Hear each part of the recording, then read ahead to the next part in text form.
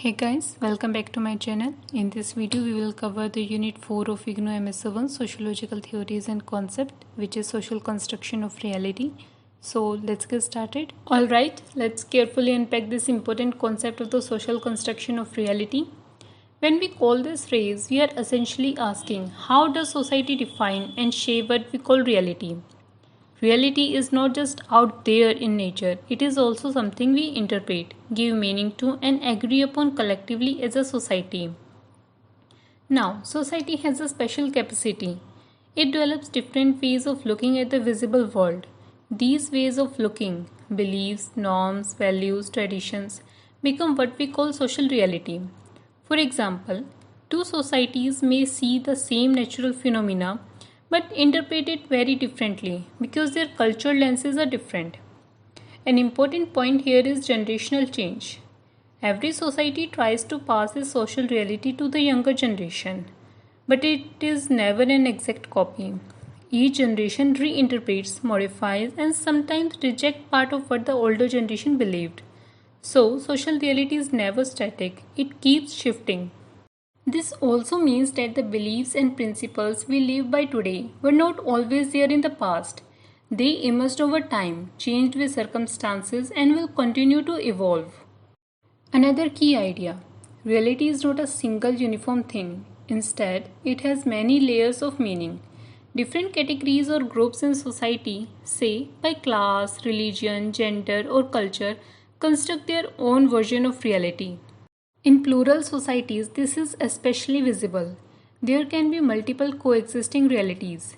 These realities don't stay separate. They intermesh, interact, and influence one another. For example, in India, religious, linguistic, and cultural realities overlap and shape the overall social fabric. So, when we see reality is socially constructed, we mean that society itself provides many entry points for constructing and experiencing reality. Even in times of social disruption or lawlessness, these multiple realities survive, adapt, and sustain themselves. Finally, we need to see the function of this social construction. It ensures continuity and integration. Society perpetuates its beliefs and attitude in a secure way.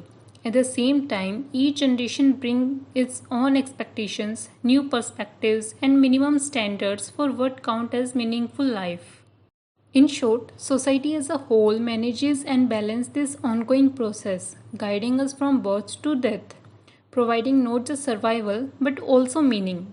Now, let us understand how the construction of reality actually happens in society. The moment a new member enters society, socialization begins. From childhood itself, society starts imprinting values, norms, and behaviors upon individuals. These imprints cover all important areas of life: economic roles, political participation, psychological conditioning, and so on. In this way, every generation is trained to behave in ways considered appropriate and worthy by society. But remember, the social fabric that holds all this together is fragile. It has to be constantly renewed through rituals, traditions, and daily interactions.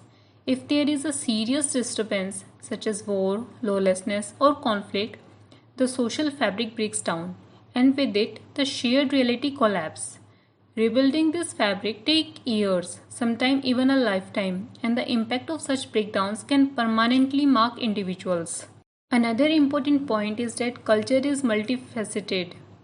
While realities may look similar across societies, they differ from nation to nation, from class to class, and even from individual to individual. For example, religious groups, castes, and classes create their own distinctive lifestyles and ideologies, which shape everyday interaction. These are not just casual way of looking at life. They are powerful forces that continuously feed and reinforce the social system. Society sustains itself mainly through socialization and education. These mechanisms not only control individuals but also instill a sense of responsibility in them to further perpetuate reality. However, not everyone fits into the social fabric perfectly. Some individuals deviate from social norms and society attempts to bring them back into the mainstream through different corrective measures. At a broader level, we must note that realities and experience are constructed at multiple levels by individual, by community, by nation states, or even by global forces beyond the nation. The task of sociology of knowledge is to study exactly how these social realities are created, maintained, and transmitted. Social scientists have debated this process. Some argue that while society provides the context for ideas, individuals still enjoy a degree of freedom and voluntary action. Others insist that human thought is never free from ideology and is always shaped by intellectual climate of its time. What becomes clear is that knowledge is not given in a complete form. Instead, it is acquired slowly and gradually through accumulation. Only when different aspects of knowledge are studied together does a clear picture of reality emerge. This is why new members of society cannot be handed reality in a ready-made package. Rather, they acquire it step by step. Meanwhile, existing members are continuously updated through family, media, education, workplace, and other institutions so that they remain in touch with ongoing social changes. So, in summary, social reality is a delicate yet powerful construction, built through socialization, maintained by institutions, constantly renewed, and always shaped by both culture and knowledge. Now, let us carefully go through what Berger and Luckmann are saying about the phenomena of social reality. They suggest that when we want to study social reality, the best place to start is with everyday common sense knowledge. Why? Because common sense is not abstract. It is lived and experienced by people in their daily participation in social life.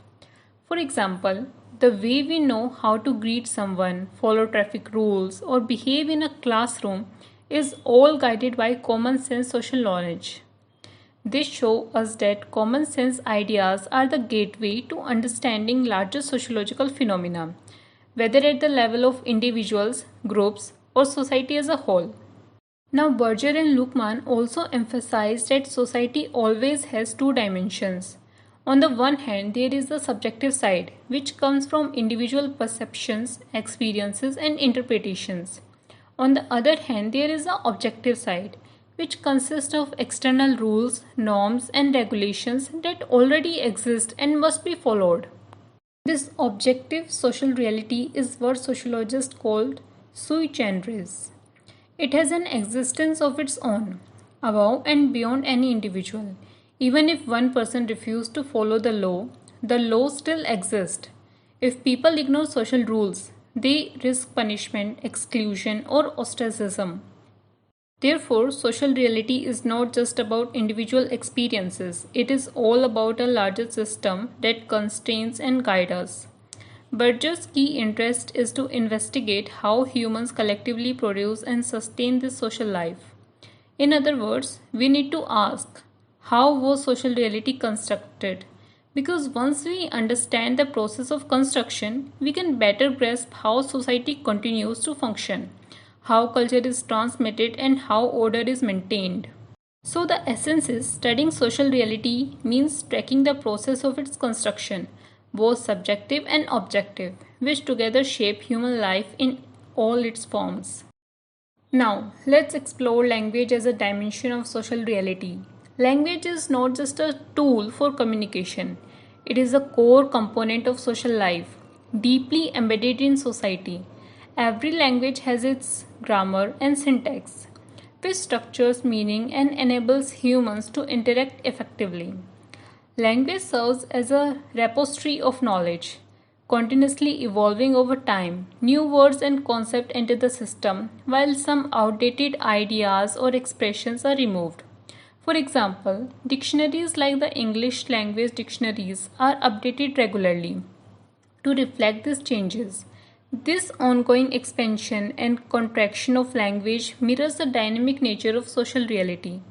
Through language, society transmits knowledge and creates a socially ordered environment. It is symbolic, meaning it allows humans to represent, interpret, and apprehend reality. Language is also a social fact. It exists outside the individual and imposes certain rules and expectations, guiding behavior while remaining external to personal consciousness.